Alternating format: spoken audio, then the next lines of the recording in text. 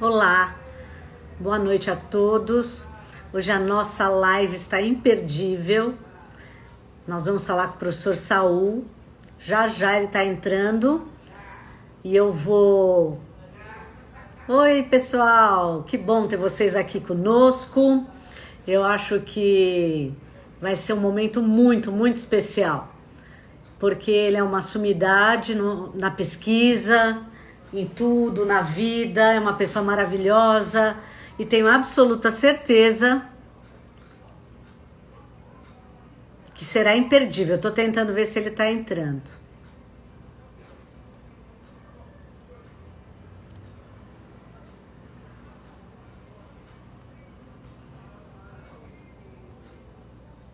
Já ele entra. Elisaura, querida, como é que você está? Que bom te ver. Me avisem quando ele entrar, hein, turma? O Pena, ai, que bom que você tá aqui. Feliz de ter vocês aqui comigo. Hoje, pelo Calil Sandra. Da Manuela, vai ser pelo SKB. E assim nós vamos invertendo e trazendo as pessoas. Vamos ver se ele já entrou. Ainda não. Já.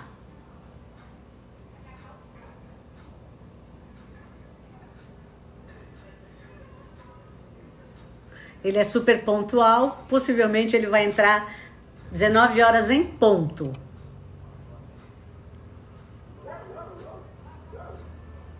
Acho que agora vem. Saul, cadê você? Eu vim aqui só pra te ver.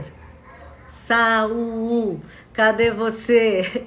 Eu vim aqui só pra te ver. Suzy, cadê você, minha amiga? Ah, eu vim aqui. Pera. Deixa eu perguntar pra ele se ele já tá entrando. Oi, Cris.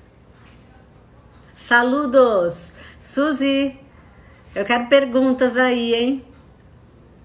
Cadê Saul? Deixa eu ver. Saludos de Peru. Muitas graças por nos assistir. Van. Elza. Pera lá. Saudade, Suzy. Você sumiu. Tá na especialização, né? Saludos del México. Carol Guedes, onde você anda? Anísia, beijo pra você. Tá em casa, né? Eu também, viu? Ai. Suzy. João Paulo já foi aí falar de DTM. Rada! Deixa eu ver se... Saul. Será que ele não tá conseguindo entrar? Suzy. Manda uma mensagem pra ele.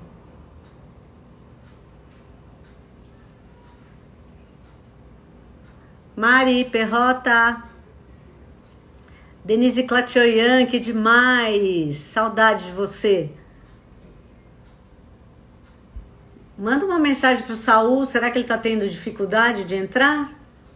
Jenny, tudo bem? Saudade de você.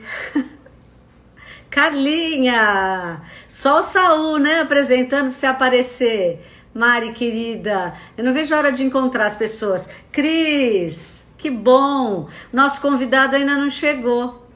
Carol, eu também tô com saudade de você, viu? Ai, Deus. Não sei. Deixa eu ver se o Saul tá aqui. Pera lá. Marcinha, meu amigo, lá do Canadá, eles estão morando no Canadá. Ele e a Cris. A Cris fez mestrado comigo. Aí, o que acontece? Ele me liga sempre. Oi, Brianda. Oi, prima. Oi, primo.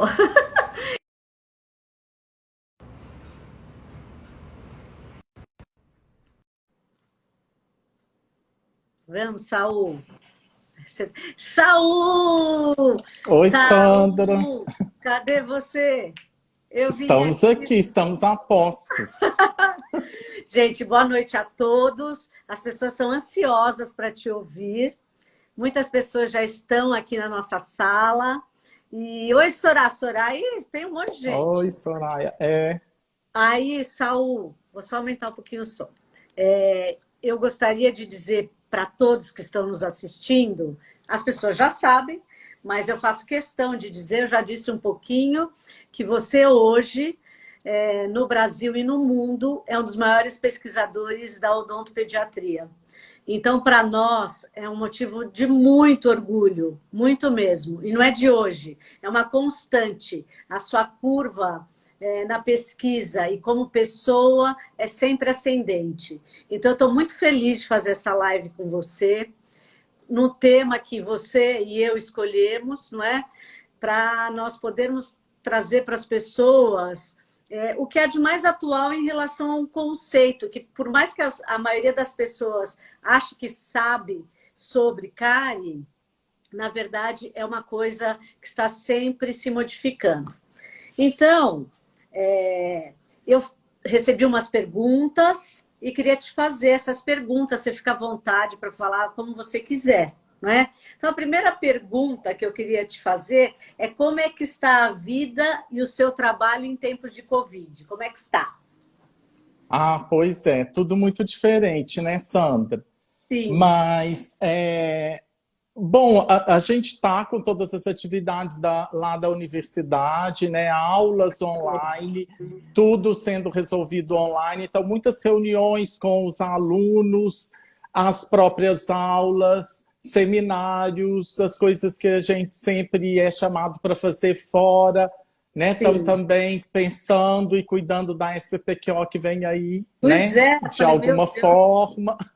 nós estamos Então, trabalhando mesmo à distância para mandar os trabalhos, mesmo é, atrasados, porque ampliou o prazo, né? é Mas eu isso aí. imagino que não deve estar sendo fácil, não é? Como todos. Não, mas a E gente está também uma coisa firme. que você não falou, mais importante, que você está fazendo ginástica com o saco do quê? Com saco de cimento. É isso aí.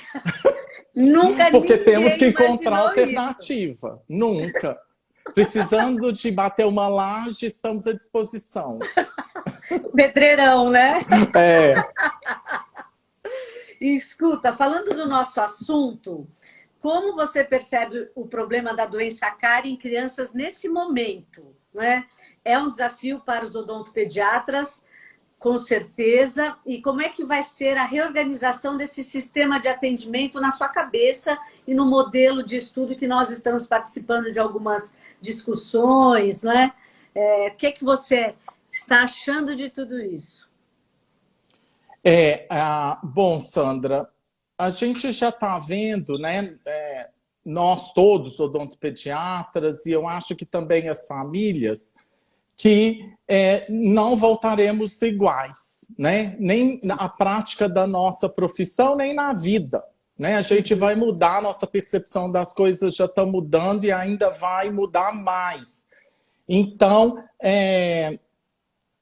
a odontopediatria já nos impõe muitos desafios, né? Lidar com a criança, lidar com a família, lidar muitas vezes com crianças com processos de doenças, particularmente da cárie, em que as crianças sofrem muito. Né? Sofrem dor de dente, sofrem questões de função, sofrem questões de fala, com todas as suas repercussões em qualidade de vida, em sociabilidade e tudo mais. Então, já existe isso tudo, né? Que o odontopediatra tem que enfrentar e tem que lidar. Porque quando o odontopediatra recebe uma criança com dor, algo tem que ser feito.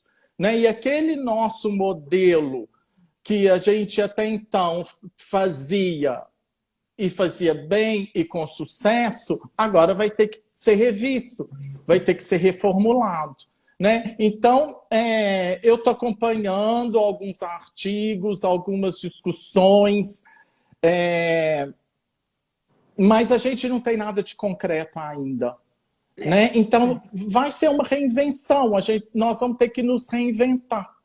Né? Tanto na universidade quanto as pessoas no consultório, a gente já está vendo pelas postagens que muita coisa já está sendo feita, está acontecendo, né? Mas o nosso conhecimento acerca dessa doença ainda é muito limitado. O nosso conhecimento e as intervenções que a gente pode fazer, né, com relação a ela. Então, eu acho que ainda vem muita coisa pela frente, muita coisa que a gente vai experimentar e vamos ser bem-sucedidos, outras coisas que a gente vai experimentar e que a gente vai ver que vamos ter que reformular, rever, nos adequar de uma outra forma. Né? Então, eu prevejo um futuro de muitos desafios, de muita criatividade e de muito apoio e suporte na informação científica. Porque mais do que nunca é isso que a gente está vendo que vai resolver as coisas. Você sabe que eu tenho pensado muito, até na sexta vai ter o encontro o primeiro congresso online da ABOPED, né? Depois vai ter o da PO, que você está, eu penso que hoje a fundamentação científica e a simplicidade, em alguns aspectos, que gera profundidade, mas de técnicas talvez mais simples, é que vão realmente mostrar para as pessoas que também nós já estávamos no momento da odontologia, não só da odontopediatria, né? Mas que as pessoas não estavam muito pensando no próximo. Era aquela coisa meio mecânica, só estética, só... Não que isso não seja importante, é extremamente importante. Mas caminhando também com talvez novos e velhos conceitos com embasamento científico. E eu acho que isso você realmente já vem falando há muitos anos, e esse olhar para a família, eu acho que vai ser muito importante. Né? Porque também não adianta só as crianças, né? Mas a educação de um modo geral. Tem um monte de gente te mandando recado aí. Se você quiser, eu desabilito os comentários, mas eu acho que é gostoso. Não, né? deixa que eu estou adorando. Né? Olha, podem falar de tudo, mas eu fui a pioneira na live com você. Né? Foi a minha primeira. Então, acho que a primeira live jamais será esquecida. Né? Certamente. Então, assim, eu gostaria, alguns conceitos foram revistos, principalmente no ano passado na IAPD, não é? E também falar do professor Marcelo, que é um motivo de orgulho para nós, né? O nosso representante brasileiro internacionalmente, que é motivo de orgulho para todos nós. E nessa última reunião foi discutido em relação à nomenclatura, sobre cárie de mamadeira, cárie precoce, cárie na primeira infância. Então, de tudo isso, Saul, fala um pouquinho para nós, qual é o termo mais adequado para os profissionais da área da saúde falarem e utilizarem a terminologia correta?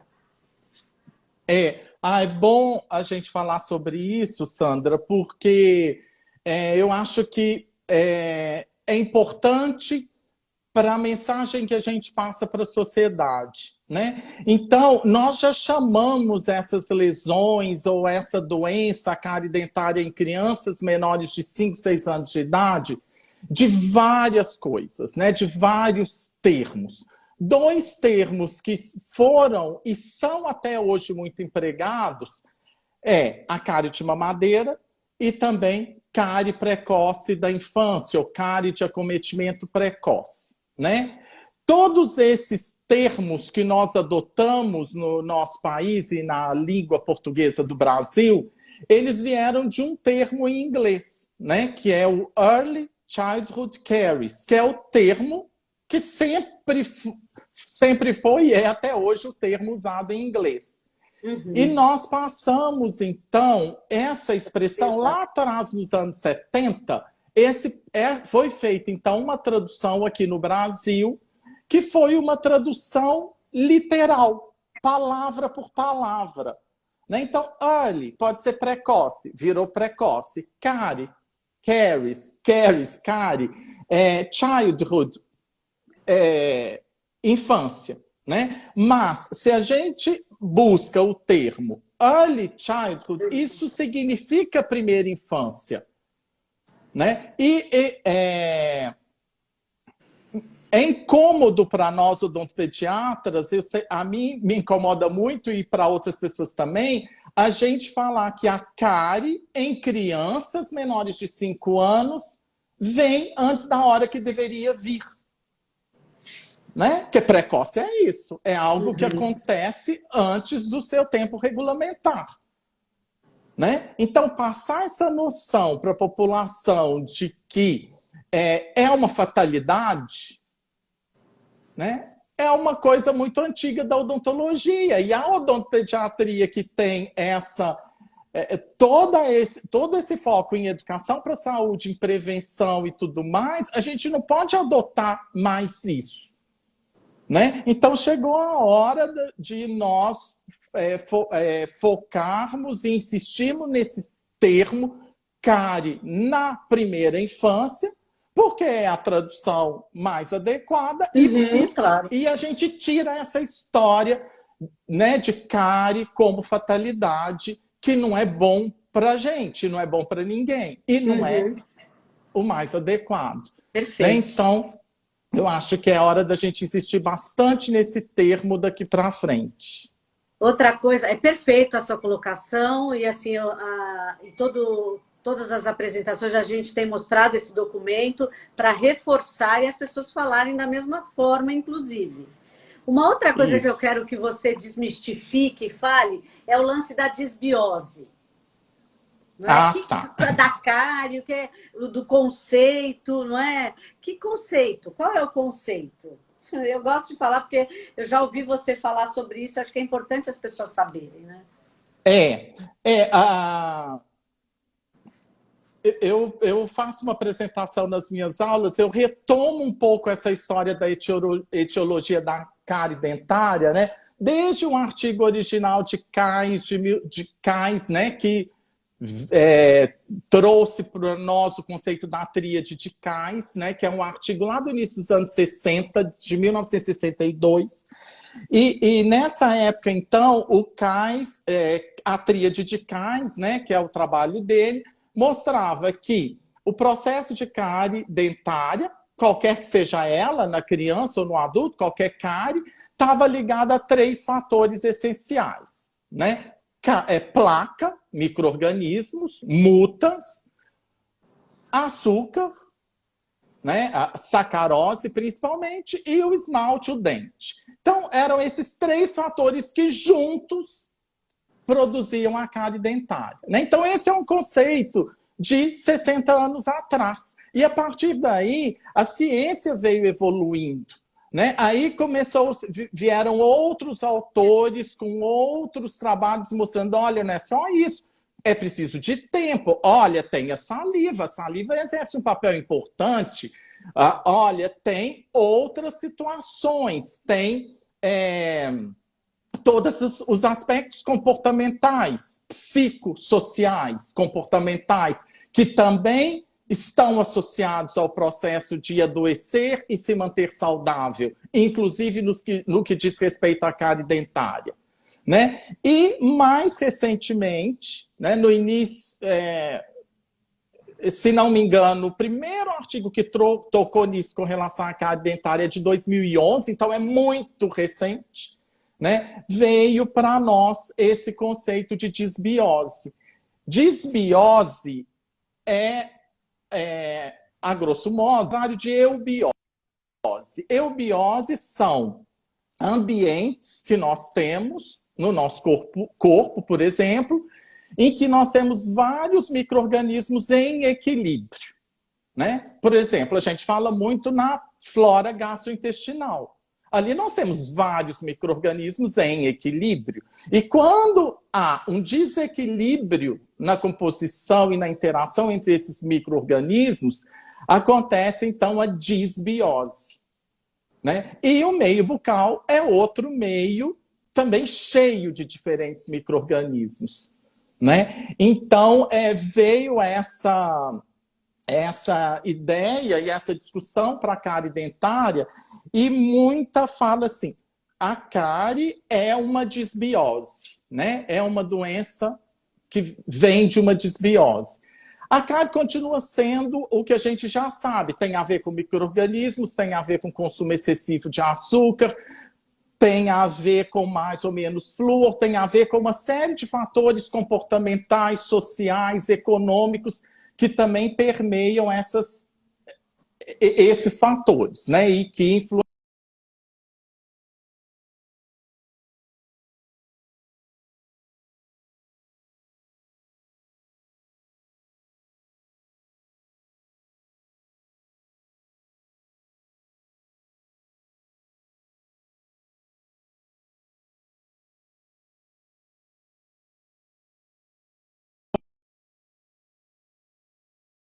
muitos anos, a gente só pensava em Streptococcus mutans, quando nós nos referíamos à cárie dentária, né? Então, isso eu acho que foi uma coisa muito positiva que essa discussão da disbiose trouxe, né, para nós. Mas falar que a cárie é uma disbiose não invalida tudo que a gente já sabia sobre ela. Né? Então, isso que também é muito interessante a gente reconhecer. Né? Deu uma travadinha, se você puder falar que cárie não é a disbiose, porque travou bem na hora que você estava falando justo isso. E o pessoal está então, perguntando. Não, tá. Então, a gente vê muita informação e muita colocação de que a cárie é uma disbiose. Tá? A cárie isso tudo que a gente sabe. Tem a ver com consumo excessivo de açúcar, com a presença do flúor, com fatores comportamentais, psicossociais, tem a ver com isso tudo. E também com um desequilíbrio na flora. Né? E claro, o fato de falar que cárie é uma disbiose não invalida as outras coisas. Né? Porque eu já ouvi comentários, principalmente em posts mesmo no Instagram, as pessoas comentando, não, cárie não é mais multifatorial, cárie é uma disbiose. Disbiose, né? Né? O que é uma disbiose? Um conjunto de fatores que promovem um desequilíbrio da flora. Sim. Né? Então, continua sendo multifatorial e tudo que a gente já sabe. Ótimo. Né? Então, acho e que bom desmistificar isso, porque as pessoas usam a terminologia de forma incorreta, né? Então... Isso. E, às vezes, anulando o que veio antes. Sim. Né? Então, por isso que é bom a gente conhecer a história da ciência e como é que o conhecimento veio evoluindo ao longo dos anos, né? Claro, com certeza. E é super importante essa colocação. Porque a odontologia é feita de moda, né? É como a estatística, né? Tudo vai e vem. Então, a pessoa cisma com uma coisa e aí a odontologia inteira vai seguindo, mas não se aprofundando realmente nos conceitos, não é? Em relação... Bom, então, cárie na primeira infância, certo? Isso. E disbiose é o conjunto dos fatores. Bem, mudanças de postura ao longo do tempo, não é? Pensando nisso, qual era a relação que as mães tinham com a saúde bucal quando elas eram crianças e qual a postura que elas têm hoje com os seus filhos e filhas, não é? O que mudou? Será que antes era melhor ou pior, ou agora é pior? Queria que você falasse um pouquinho sobre isso, se você puder. Não, a gente está estudando um pouco sobre isso e pensando um pouco nas gerações. Né? A forma como nós que temos hoje, que somos dessa geração, 40, 50, 60 anos, como a gente lidava com a nossa saúde bucal, como os nossos pais lidavam com a saúde bucal dos nossos filhos, como que isso veio evoluindo, e os nossos avós e os nossos bisavós, e como que isso vem evoluindo a partir desses anos todos, né? Então, agora, a gente tem um momento em que as mães têm mais acesso à informação, tá? É claro que nós temos que lembrar sempre que nós temos diferentes estilos de família, socioeconomicamente, culturalmente, historicamente, né? Então, nós temos famílias que têm, sim, muita facilidade socioeconômica, muitos privilégios e muitas informações, e que podem, muitas vezes, não trazer isso tudo para o cuidado com a saúde dos seus filhos, né? E delegar a outras pessoas e tudo mais. E o contrário também, né? Então, temos famílias e mães com muitas dificuldades, com muitos desafios a serem vencidos na vida e que cuidam muito bem da saúde bucal dos seus filhos, né? Então, nós não podemos... Eu estou dando exemplos extremos, né? Eu sei que a média não é isso, mas para a gente entender que nós não podemos... de antemão ter um preconceito um preconceito ou um estigma com o cuidado que as mães e famílias, falo mães porque, né, na maioria das vezes é mesmo a mãe, que delegam no cuidado com seus filhos, né? Então a gente está avançando muito nessa história assim, geracional. E aí tem a ver com os conceitos de valores, crenças, a representação social que a boca, a saúde bucal, os dentes descidos, na dentição na primeira infância, né, tem para cada sociedade, para cada família, para cada cultura, né? Então, a gente ainda quer aprofundar mais nisso. Eu falo, a gente significa o grupo de pesquisa em que eu faço parte aqui na UFMG, né? Não, e que você já estuda há muitos anos, né? Que tem realmente fundamento. Eu brinco que eu sempre caio para avaliar os alunos da UFMG, né? Quando tem a SBPQO, e assim, você vê uma evolução, e não é porque você está aqui, porque eu falo sempre, isso não é... Quem sabe eu falo mesmo, né? E assim, você vê que realmente faz sentido algumas coisas, e que não tinha uma comprovação. Agora, uma pergunta que eu gostaria de te fazer, independente de tudo que você falou, nós, por exemplo, somos a geração das restaurações, né?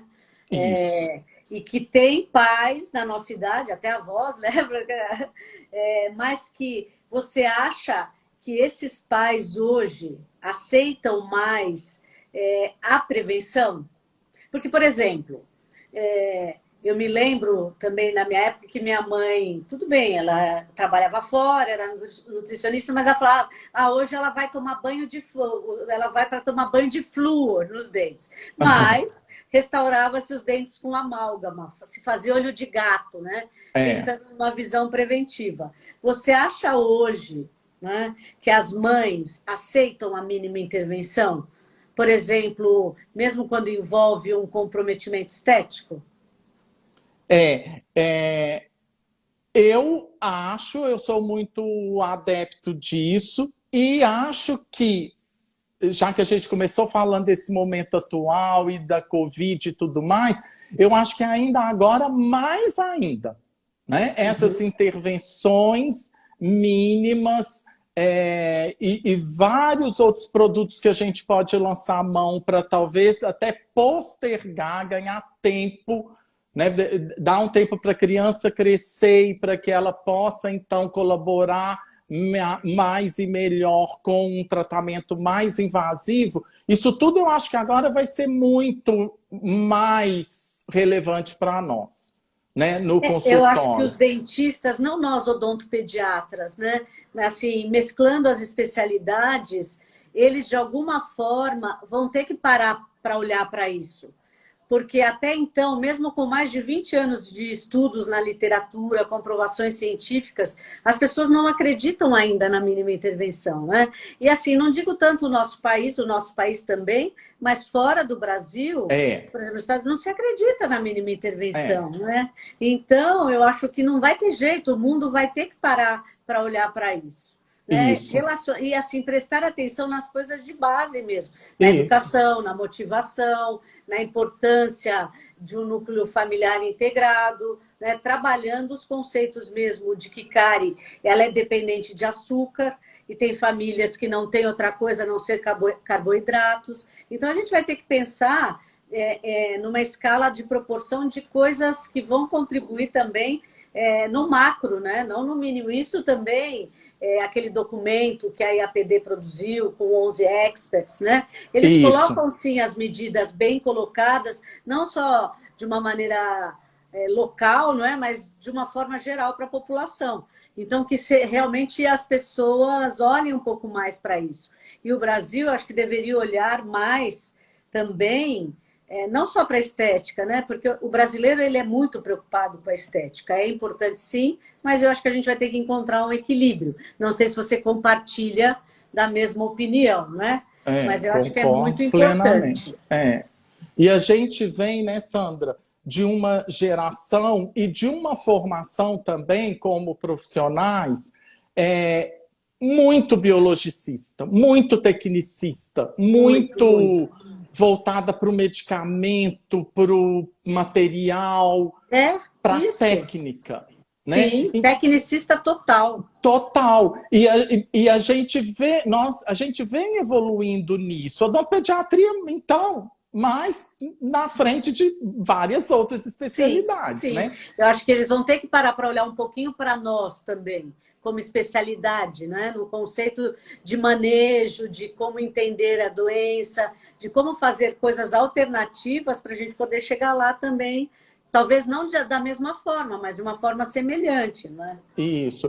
E hoje em dia nós temos esse que é nosso aliado, mas que também tem dois lados, né? Que é esse apelo da internet, das redes sociais e tudo mais, que tem sido muito canalizado para a questão estética na nossa área, a meu ver. Mas total. é uma ferramenta que a gente pode usar para outras coisas também. Né? Então, com certeza. Nós estamos aprendendo também como docentes. Isso. Porque de uma hora para outra a gente está ligado 24 horas por dia, né? Direto. Isso. São várias reuniões, defesas, qualificações, assim. Na primeira semana eu tive uma dor de cabeça insuportável, de tanto ficar, né, olhando para a tela. E não é fácil para nós, não é? Mas eu acho que vai ser a hora de nós realmente... a semana passada nós fizemos uma live, a Juliana, porque o que aconteceu? Quando eu fiz uma entrevista com a Luziane Borges sobre biossegurança, não é? Os odontopediatras que estavam assistindo, depois eles ficaram até um pouco deprimidos, pensando, puxa, agora como que eu vou? Porque a nossa profissão abraça, a nossa profissão toca, beija, não é? A criança. Isso. Então, para nós vamos ter que encontrar também novas formas de nos conectarmos com os nossos pacientes, né? Que eu acho que vai ser uma coisa importante também. Isso. E aí, voltando para você, não é?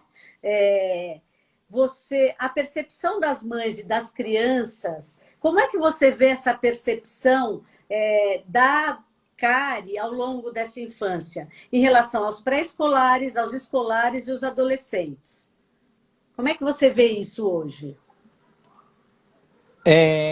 Então, Sandra, eu acho que nós já evoluímos muito, né?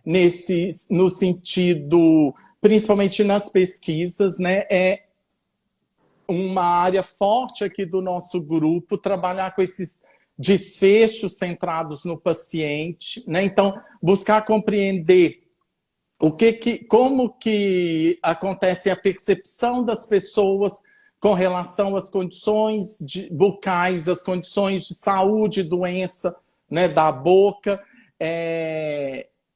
e da forma também como as pessoas valorizam e enfrentam com as suas personalidades, com as suas potencialidades, com as suas limitações, com as suas dificuldades, como as pessoas enfrentam esses problemas, né? E isso tem muito a ver com o conjunto de crenças e valores que cada um tem, né? Até que ponto as pessoas acreditam e valorizam e aquilo é importante para elas, né? Existe sempre, claro, o conceito cultural, histórico e tudo mais, que envolve isso tudo, mas dentro desse espaço nós temos as pessoas, as famílias, as mães, os adolescentes, as crianças, né? Então a gente precisa também compreender como que essas pessoas pensam e lidam com esses problemas, né? Aquela época de que o profissional, dentista, médico ou qualquer outro vai lá e fala: olha, sou eu que sei o que é melhor para você, porque eu detenho conhecimento, então eu acho que você deve fazer isso e obedeça.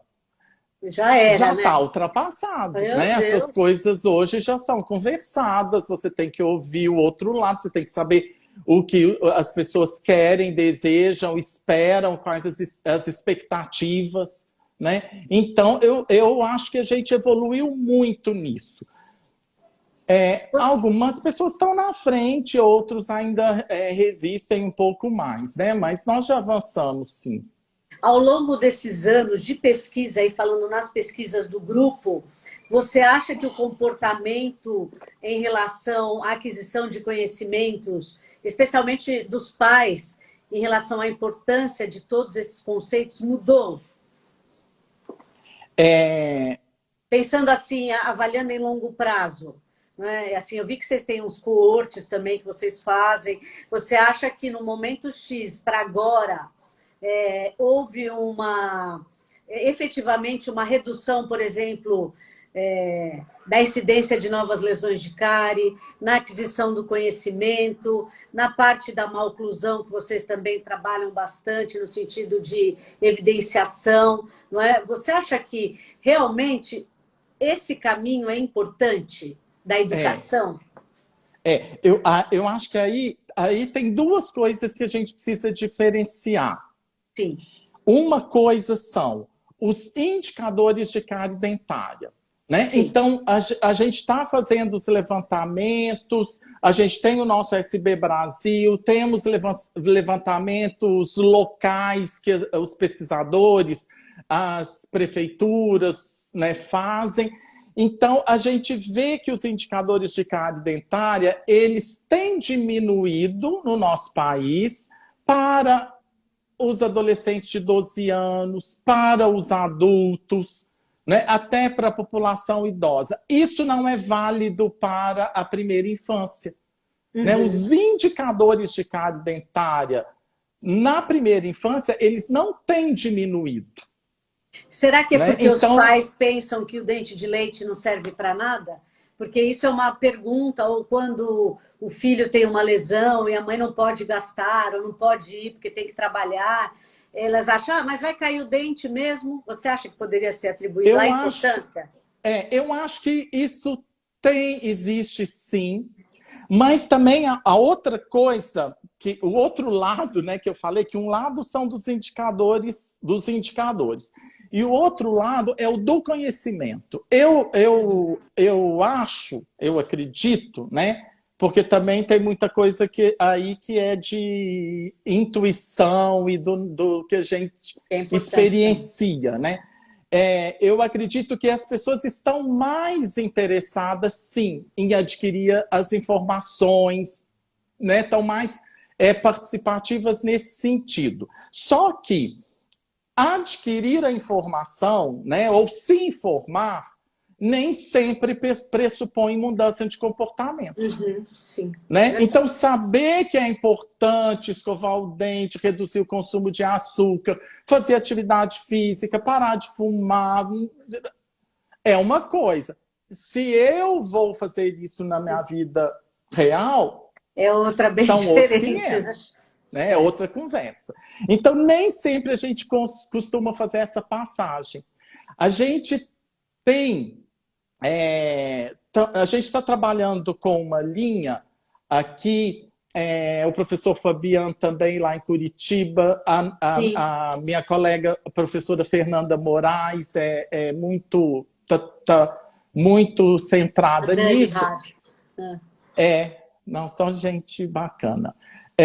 Então, a gente está estudando muito a questão do alfabetismo em saúde e particularmente em saúde bucal, né? Porque o que está havendo? Aí tem o problema da nossa comunicação, né? Que nós não conseguimos, a gente tem muita dificuldade em aproximar a nossa linguagem da linguagem do senso comum, né? É muito impressionante isso. A gente é incrível, tem porque a gente às vezes nem dificuldade. para pensar nisso. Não. E é muito interessante que a gente tem uma atividade aqui na faculdade que a gente faz com os alunos do 5º período. Então, alunos do 5º período, gente, eles estão no 2º ano, não completaram 2 anos e meio de faculdade. Então, eles preparam uma atividade educativa com as crianças da clínica e com os pais. Pode ser um teatro, uma música, um joguinho, uma gincana. Aí eles vão criar. E eles nos apresentam, os professores discutem, a gente vai trabalhando aquilo até ficar bom e no ponto da gente apresentar. Mas a primeira proposta que eles nos trazem, sempre é uma palestra, e aí eles têm termos do tipo hidroxiapatita, streptococcus, tem isso tudo para falar para os pais e para as crianças de 5, 6 anos de idade. Né? Alunos que estão fazendo odontologia há 2 anos. E já não conseguem se libertar disso. Né? Então, nós temos muita dificuldade com essa questão da comunicação. E tem também o outro lado de que nós temos ainda na nossa população pessoas que ainda não são escolarizadas em ensino médio, ensino superior, e que aí tem, sim, mais dificuldade de compreender as coisas que a gente orienta, né? As coisas que a gente fala. Então, se a comunicação não se estabelece também, como é que a gente quer mudança de comportamento? Com certeza. Né? Perfeito, né? E assim, eu agora, puxa, tá tão bom o papo que eu preciso cumprir o horário aí, porque senão derruba a live e eu quero que você fale agora. Impacto, assim, da cara e na qualidade de vida da criança e das famílias. Isso é real? Então, isso a gente tem bastante resultado e já experiência, né? Já tem uns 15 anos que a gente trabalha nessa linha de pesquisa. Nós já temos muitos resultados, principalmente com crianças e adolescentes, não só nossos, mas também tem o grupo da USP, professora Daniela que está aqui, professora Jenny, professor Marcelo, o grupo do Sul, professor Tiago, o grupo da Paraíba, professora Ana Flávia, Ramon, a turma toda. Silvana acabou de falar nela. Eu vi, Silvana, né? Então. Todo mundo te assistindo, pensa que não? Tô vendo. Então, tem muito dado aqui no Brasil. Tem, assim, sabe o que eu acho que é importante falar para essa nova geração, que você pode falar com toda a expertise do mundo, é que quando se trabalha nessa linha de pesquisa, porque às vezes a pessoa fala, vou colocar um questionário, vou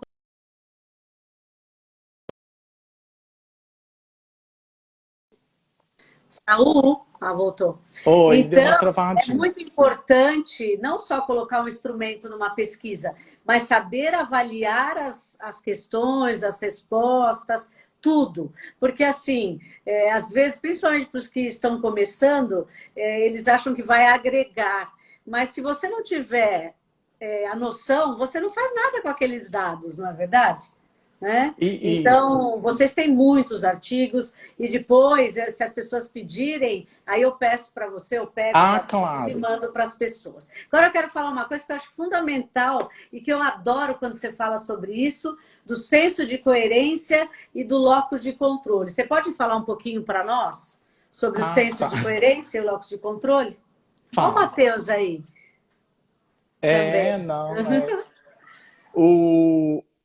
Falo, sim.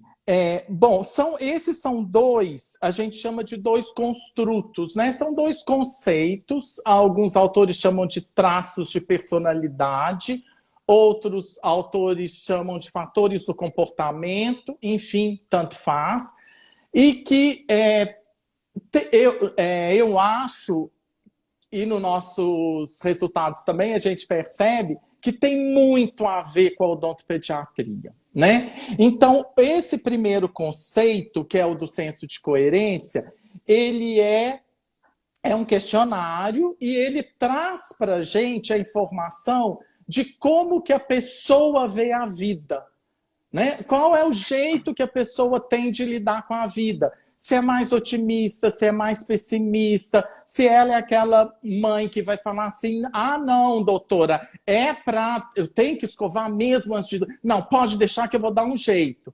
Ou é aquela mãe que vai falar assim, ai, mas será que pode? Ele não deixa, eu não consigo, papapã.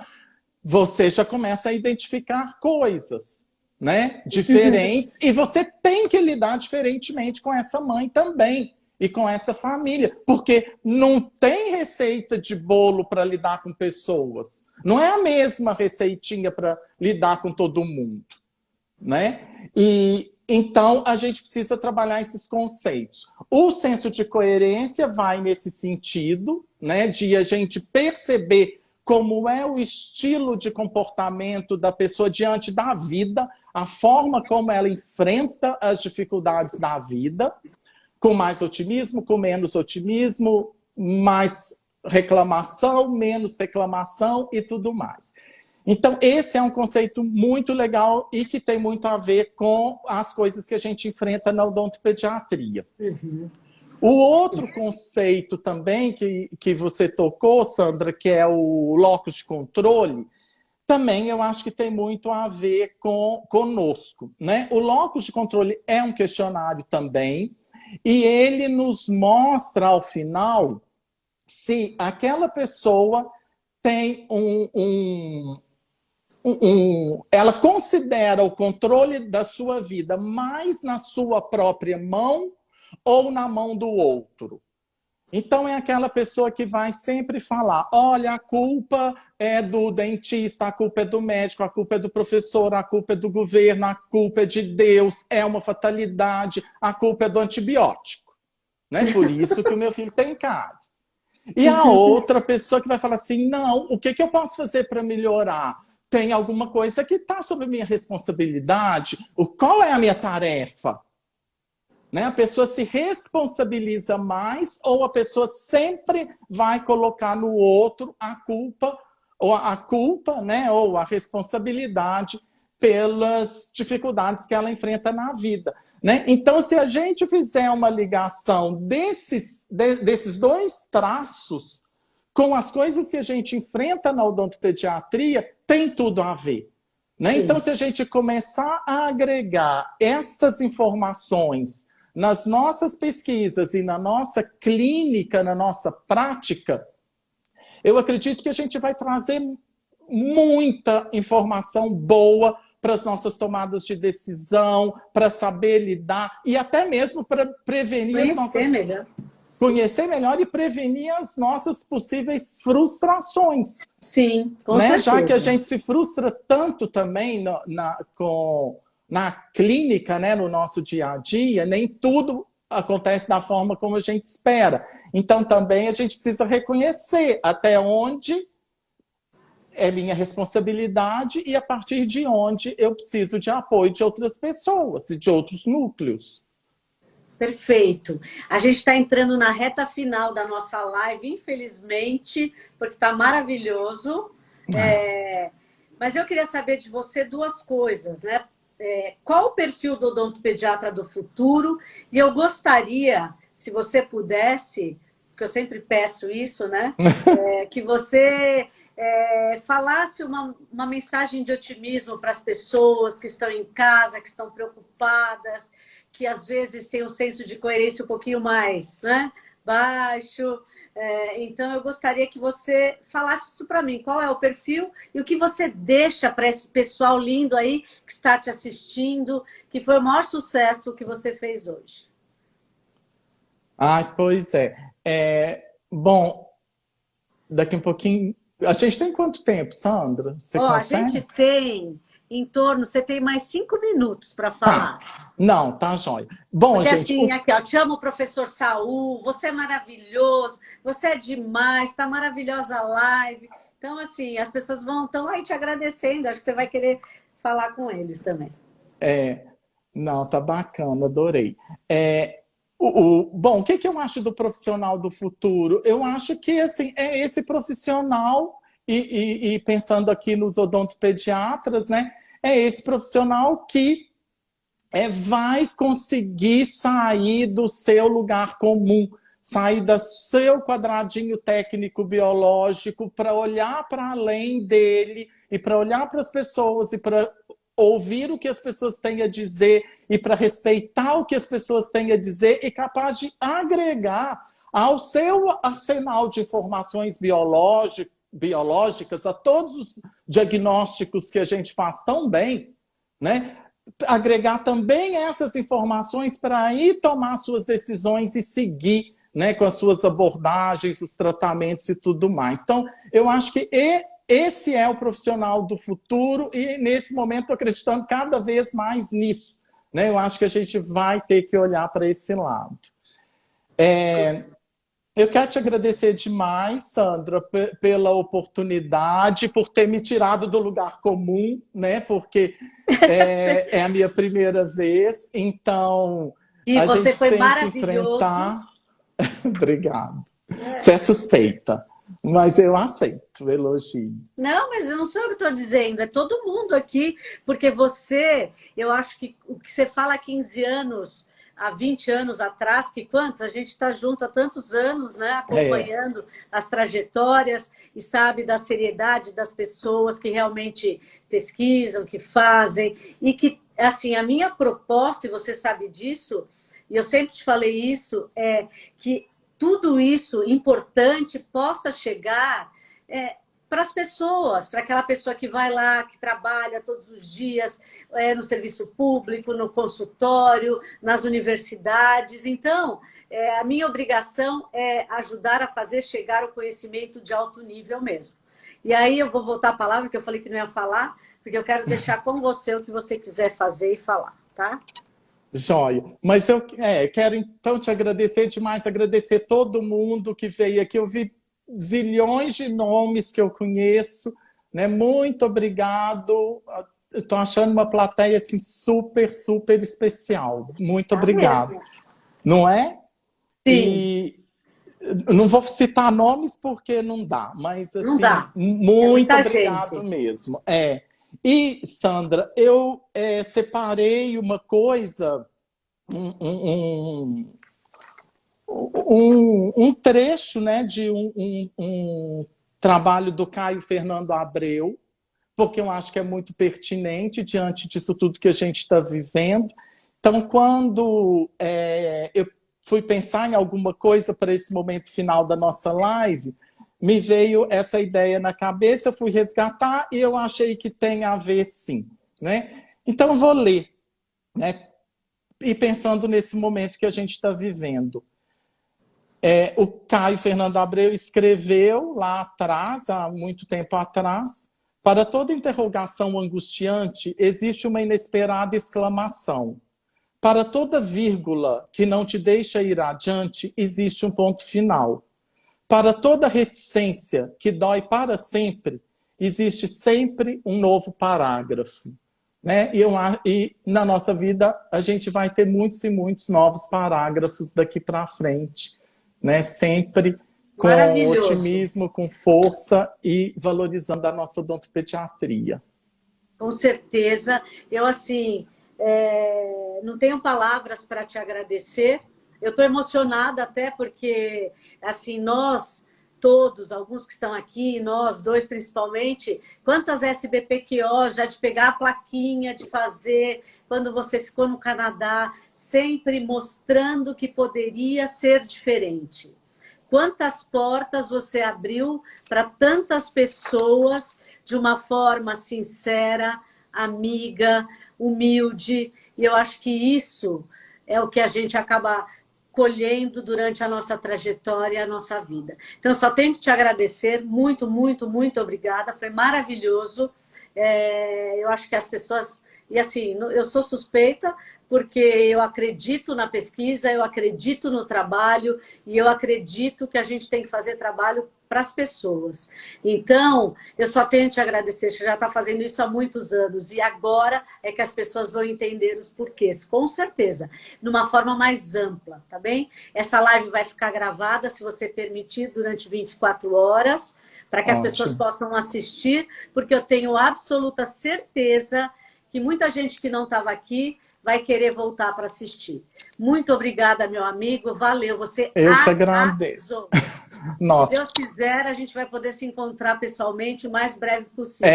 para abraçar e beijar, como a gente sempre Com fez. certeza, e comemorar muito a vida. Professora Isso. Bia, obrigada por assistir também. A professora Bia Gabriel está te vendo. Não, Um monte de tá um gente. E monte aqui, ó, de minha gente. mantinha Beijo, Bia. Paraíba. Todo mundo Letícia. tira sarro da minha manta, porque esse horário eu fico com frio. Coisa de velho, né? Fica. Mas eu vou pra lá. Não, está bom. Beijo Beijo, grande, Saúl. gente. Beijo, Valeu. obrigada a todo mundo.